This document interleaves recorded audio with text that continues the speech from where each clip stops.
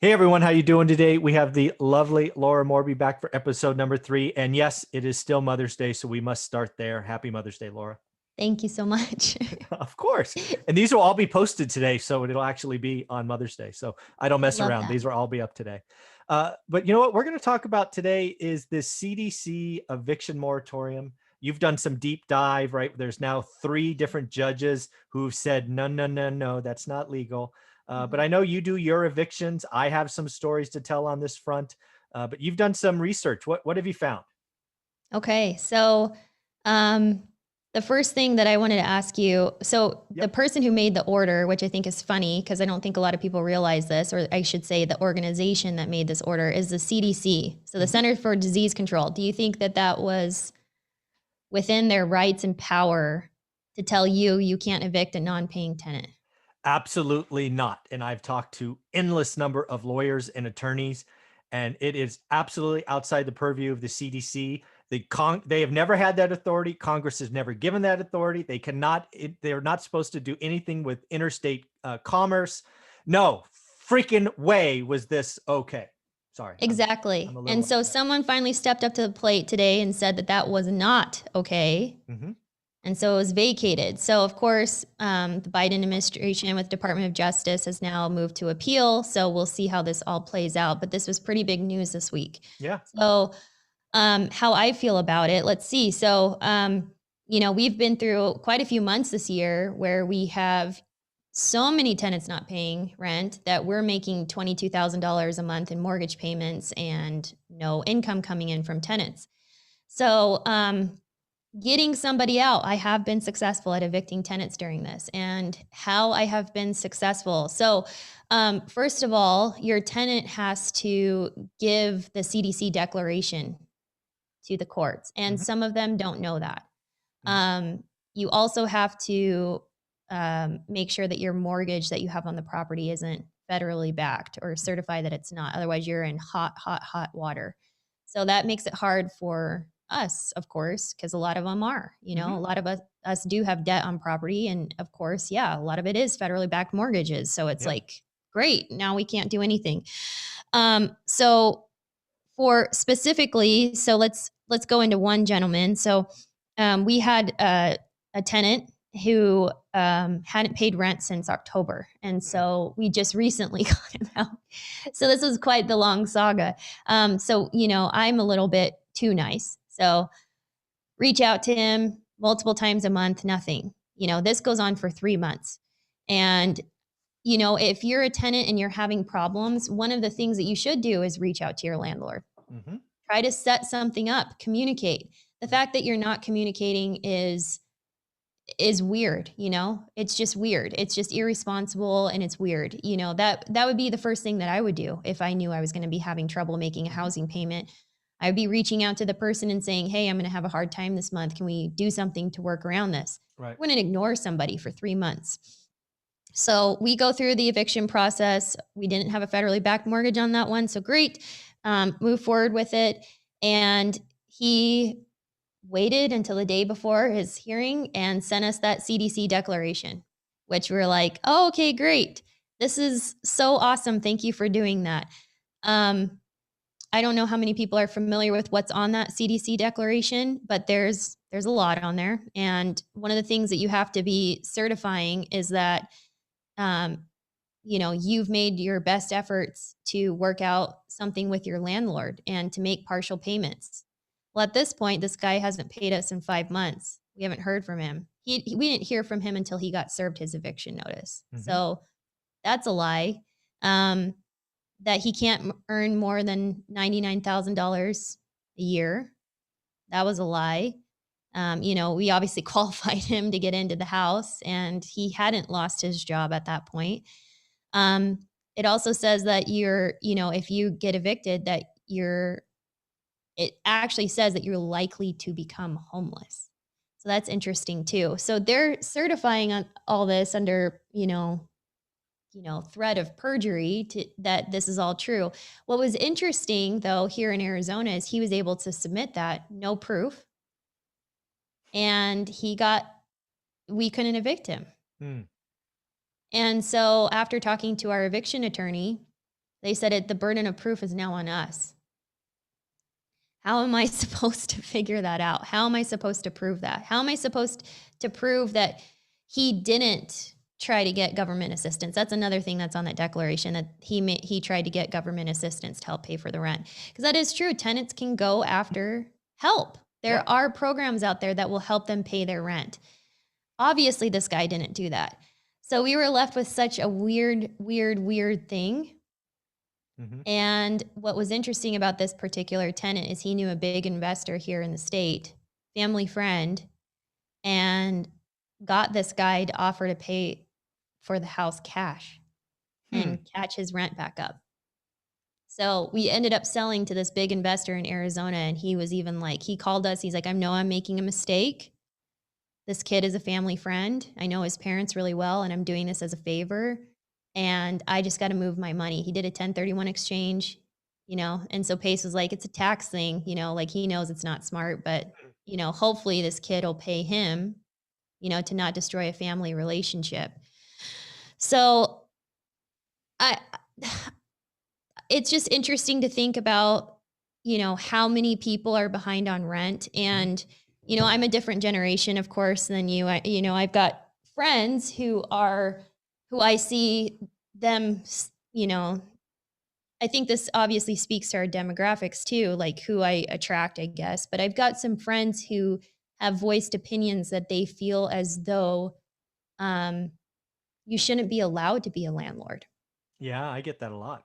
You do. Yeah. When I heard that, I was floored. I was like, what is this cancel rent, #cancel rent thing? What is this? Where is this coming from? I'm shocked. Yeah, it's growing. And so I have lots of similar stories, right? I have almost 200 tenants. And here's the deal, right? This has been going on about 14 months. And back to your earlier point, right? I don't know what the number is. So let's just say I've had 30 tenants run into challenges. So 15%, right? Roughly. That's a lot. That's a lot. And here's the deal, right? The ones that communicated, I know what's going on. I'm in a situation. I grew up in a situation where, we were almost foreclosed on like a couple of times. So I know what that feels like. So of the 15, let's just use round numbers, 10 or 11 of them reached out, worked with us, and they've all been taken care of some way, somehow, right? They paid 1 month. I gave them credit for another one, or, we got some help from city services or whatnot. So again, if you've been communicating and again, we qualified them. So we know they worked at this or worked at that. And like, yeah, they're kind of shut down. Right.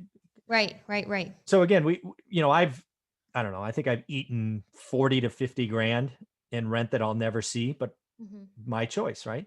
Then there's the other ones. Yes. Then there's the other 3 that I like to talk about. Right. So one of these gentlemen never lost his job. He's in one of my nicer houses, and he got all caught up with this cancel rent thing. And just like he stopped communicating, stopped doing all of these things. And it went on for 13 months. He skated around and used the same thing, right? The CDC order, this, that, and the other thing. And I mean, not only did I have to pay mortgage payments, but I had to replace his roof mount dual pack AC heater combo because I think that's a thing that people forget is we had tenants who moved in and never made a rent payment afterwards. Yeah. But yet we're still responsible to come and fix these things, because then if we don't, we're in trouble. Yeah. And isn't that funny that we have to go over and spend thousands of dollars? Yeah. $6,000 and have a crane brought in, take it off. And he's sitting there in his new truck and, just laughing and having a good time. Oh yeah. Yeah. That's a funny thing too, is you go to these houses. We had someone who didn't pay rent for 8 months, brand new BMW in the front, big, huge, awesome, expensive truck sitting right there in the driveway. And they know dang well that they haven't paid rent in 8 months. And you're just like, well, great, cool. Like, you've got a nicer car than I do. Great. Glad you're not paying your rent. Yeah. So this is how this one ends. So it's about in the 13 month, we ended up evicting for cause because he sublet, or what we called was subletting, right? He had somebody move in that wasn't approved. Oh, perfect. Right? Yes. Right? So, but it took forever, right? Forever. So we get to the court and we win.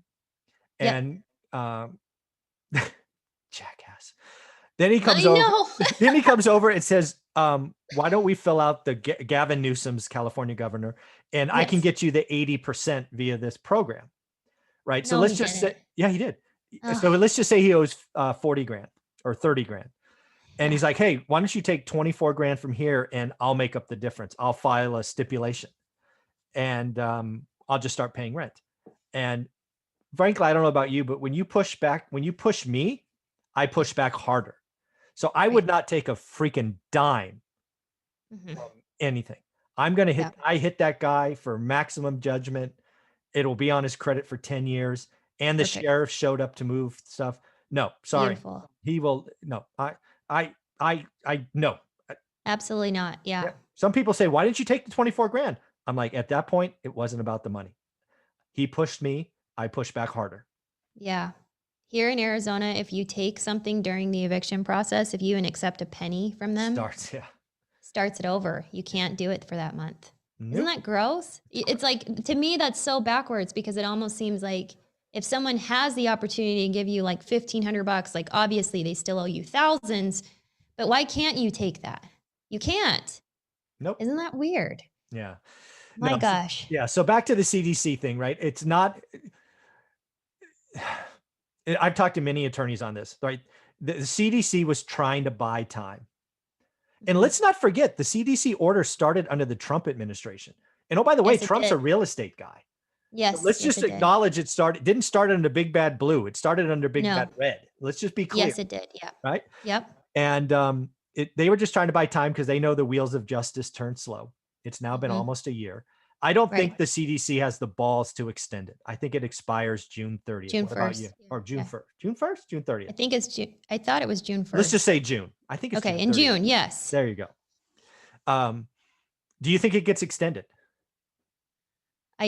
To be honest, yes. Really? I do. Oh, that's cool. So actually, And I don't think this real quick. I don't think the CDC extends it because I know I think they are starting to see Texas ruled against them, Ohio ruled against them. Now the federal judge in DC ruled against them. But here's the problem. In California, the CDC thing means very little because I got a mhm. freaking Gavin Newsom jackass who's already extended it out till September. Yeah, So, that's what I was feeling is like I feel like it's going to be nationwide September. oh, I do. I do. oh, that's terrible.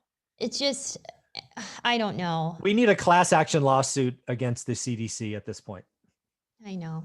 And I think that there probably will be.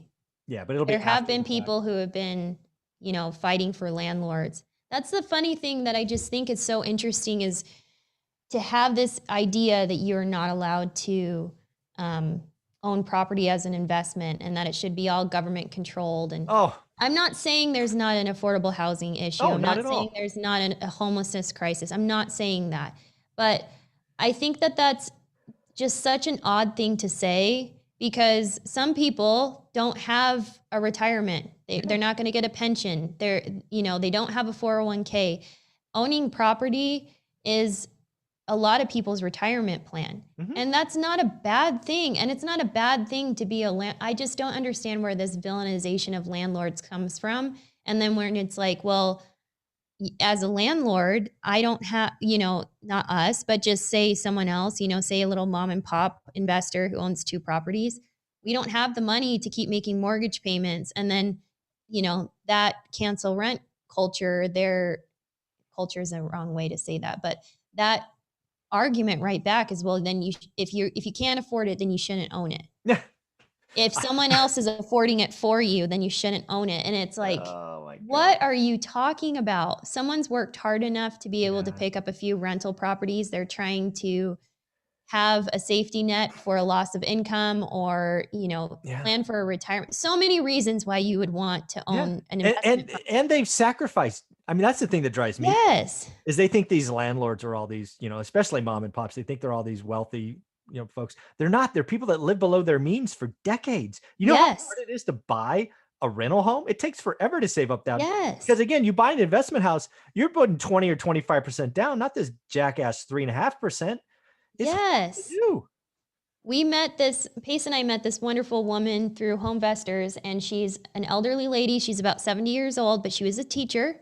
And teachers barely make enough money. The fact that she was able to buy her own primary residence is, in a lot of ways, a miracle. So she did that, and she ended up with a portfolio of 20 homes. Awesome. And how she started was she had this child in one of her classes, their parents couldn't purchase a home. They were, made cash under the table, and she felt bad for him. So she decided that she was going to do everything that she could to buy a house from them and then do a lease option back to them. Mhm.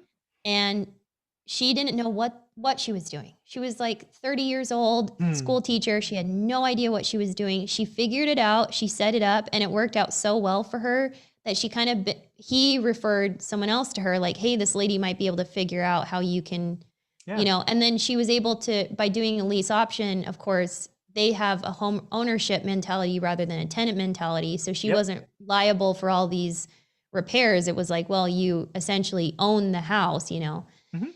and she was able to buy 20 homes, and she was just the coolest woman to talk to, and it was That's so awesome. interesting, and she, was able to create a world where she had a great retirement. And that's she think about how much she sacrificed and how hard she had to work, and she's not a fat cat, Yeah. she's a single lady school teacher Yeah. who ended up owning rental properties. And she's not like, I don't understand the villainization of this of you know, in investing. It's a form of investment. Why Absolutely. do you Yeah, it's crazy. Yeah. So it's funny. I talked to a teacher. I've shared this on my channel last week, I think, Mhm. back when the Biden tax changes are coming. It's funny. Yeah. So this gentleman never made more than 60 grand a year. He's a California teacher. Never Mhm. made more than 60 grand a year. He accumulated 8 houses, Mhm. and I think he's 71 now. Mhm. And he's like, Michael, I was gonna sell these and Yeah. basically enjoy the rest of my life, right? They're all paid off, right? He lived how we tell people to live. Live below your Uh-huh. means, buy conservative, buy one at a Right. time. And he paid them off over 35 or 36 years or whatever it was from first to last. Yep. And now he's looking at this going, I'm just about to finish the game and they changed the rules. It's like playing Monopoly and flipping the board over. I know. So I feel bad for him and listen to him. So we're probably going to do a seller financing because, as long as Yeah. you have a conversation, you can work it out and delay Yeah. taxes and all that. But man, Yep. it was hard. It was hard to watch. And again, he's not a fat cat. He never made more than 60 grand. These were No. things that he sacrificed, and he didn't go on Yeah. trips, and he didn't buy nice cars, and he didn't flex on social media, folks. I No. mean, it's a tragedy, I think. Isn't that sad? Oh, it's Yeah. quite sad. I don't, there, for the life of me, I mean, I've read all the arguments that Mhm. come from cancel rent, and like, obviously not everyone's as extreme as landlords shouldn't be able to own property, but people are concerned about affordable housing and all that stuff. And I get it, but at the same time, I just don't. So. Yeah, it's Yeah, crazy. but this is really interesting, and I think it's definitely a step in the right direction that someone stood up and said that.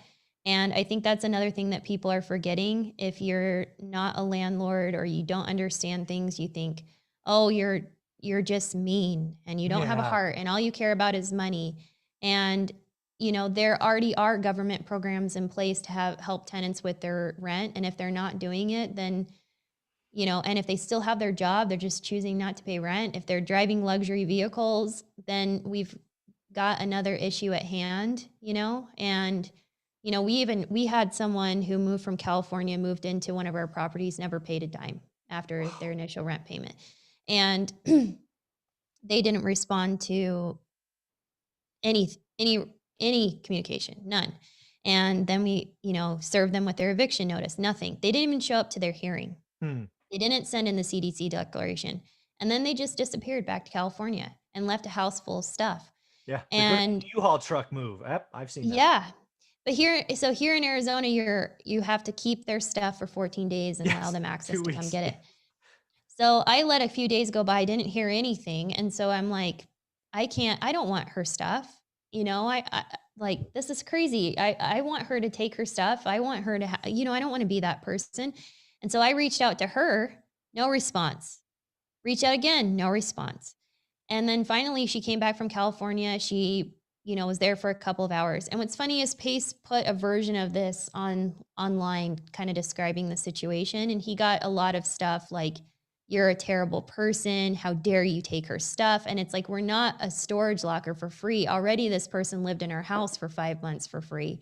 And then it was like, well, she doesn't have anywhere to put it. And it's like, well, she's in California on the beach. Yeah. We can see her. She has a place to live. Yeah. She's fine. She has a place to put it. Well, she can't afford moving trucks. And then it's like, well, who told her to move from California here and then back to California? Like there's just so many things where it's like, how can we be responsible for everyone's personal decisions? You can't. We're not. Yeah. Crazy times. Well, I It really is. hope it doesn't get extended to September. I hope the CDC realizes they're already in trouble and doesn't. But you're right. It could go to September without Yeah. question. So How do you feel being in California? Do you feel as though, have you had moments where you're like, I don't want my California properties anymore? I want to buy other states. Like I'm done with no, California. no, I really haven't. California gets a pretty bad rap. Yeah. Evictions do take a long time. But really, being a landlord in California is all about tenant selection, Mm-hmm. right? As long as you Okay. control the box where you say yes to, you can really eliminate a lot of the problems. Well, how about this? Give me 3 red flags that are non-negotiables for you when you have a tenant apply. Well, I'm very specific on rents to like rents and debts. Like Mhm. you got to make like my rent's $1,000. You got to make so your income to debt, I guess, is what it is. You got to make Mhm. 3.5 times, Yep. right? No exceptions. No exceptions. Yep. No exceptions. I look at job history, length of tenure, right? If they're a job Okay. hopper, that's a And maybe subtle, not. yeah, Yes. yeah, Okay. right. So I want it's almost like I want a career, right? Because that means Yeah. You they're want someone stable. yeah. I don't want Yeah. like you're here 9 months and they're to I mean it's like either you're schizophrenic or you're just not good, right? I mean what's going Right. on? One of the two. Yeah, obviously no evictions. Credit, Mhm. that's another one. I do keep Mhm. credit pretty important, which I keep some of my apartments, not really houses, but apartments stay vacant longer because I want a minimum credit score. How Um, low do you go? I think we're at 660 right now. Okay. Yeah. That's So pretty high. yeah, it's higher than I most, like right? that. Yeah. Yeah. Um, if I could share something that we've Sure. decided to Please. move forward with, this is kind of weird. Cody actually figured it out. He read a book and got this idea. So Awesome. we've decided to turn all of our new incoming rentals, when we lease them out, we do not do year leases. I've heard that. So even Yeah. if someone wants to live in the house for a year, sure, but you're month to month. Just right out of the gate. Right out of the gate, we only sign a 30-day lease moving forward, and this is because of what's going on. And so if someone's not paying their rent, guess what? 30-day notice to vacate. Yep. We're not, we're done, and guess what? It's well within our rights to do that. Either party has the opportunity to give a 30-day notice that Mhm. Right in the our lease. agreement's over. Yeah. And so that has been I think, a game changer for us. So if you're an investor out there and you're struggling with this, which I can't imagine that you're not, moving forward, when you get a new tenant, put them month to month. And that's Well, and they can so live there funny. for 3 years. Maybe if you want to do like a 5% rent increase at the end of a year, put Yeah. that in your additional terms that if they stay longer than a year, that their rent will go up 5% or something Yeah. like that. Obviously protect yourself, but just do month to month terms. This is so funny because when I started doing this, you always wanted to go for a year. And sometimes, I mean, the goal was 2 years. That's Mhm. what you wanted to do 5 or 6 years ago, right? Now you're Yep. doing what the month, and it's becoming very common. Actually, a lot of people tell me I only do 6 month leases now. Kind of the same reason, right? Everybody wants to Yep. keep it under a year because Mhm. there's a magical thing that happens at a year and a day. Mhm. Ah, this is crazy Crazy. what landlords being have to put through. So thank you very Yeah, much but for we have to spending. adapt too, Out. right? And that's part of the business. That's what one of the things that it's like, okay, you've got something mastered. Don't ever stop learning. Don't ever stop talking to people. Don't ever stop asking for advice because someone might give you something that might change your business. And because the world is always changing politically, government, state-wise, even in your own city, it's always changing. The market's changing. Yeah. Everything's always changing. So Yeah. always keep learning. Keep learning every day, daily disciplines. And yeah, I just think it's so funny that we're just going to do month to month leases from now on. Forget it. No more year leases. Out of here. Yep. Yep, totally. Yep. So we'll see. I'm waiting for that one person to be like, I'm out in a month where they're treating it like a vacation rental because we've got so many people in our Yeah. who aren't able to purchase a home to Yeah. where then I get like, oh, great. Now I got a vacant property after a month because Yeah. And I'm turnover. waiting for that to backfire on me. But for the most part, I think it's going to be fine. So, Yeah. And again, you'll change, right? When all of this nonsense gets behind us and it becomes more normal in 2022 or whenever it is, hopefully sooner rather than later, you just go back to your leases. It's your prerogative as the owner. Absolutely, absolutely. But in the meantime, protect yourself and yeah, and no one here thinks that you're a bad person for being a landlord. We think No, you're smart. I think being a landlord is one of the best things to do. You're providing affordable housing for more and more people. It's safe. If you're a Yes. slumlord, there's a special place in hell for you. Right, absolutely, absolutely. We're not saying that. Right, Yeah. right, right. There's Yeah, just like there's a percentage of bad tenants, there are a percentage of bad landlords. And if you're a slumlord, you're going to get what's coming to you eventually. But most landlords are absolutely. awesome. Yes, yes. Very cool, Laura. Well, again, happy Mother's Day. Have a wonderful day. Take care. Thank you. You too. Thanks.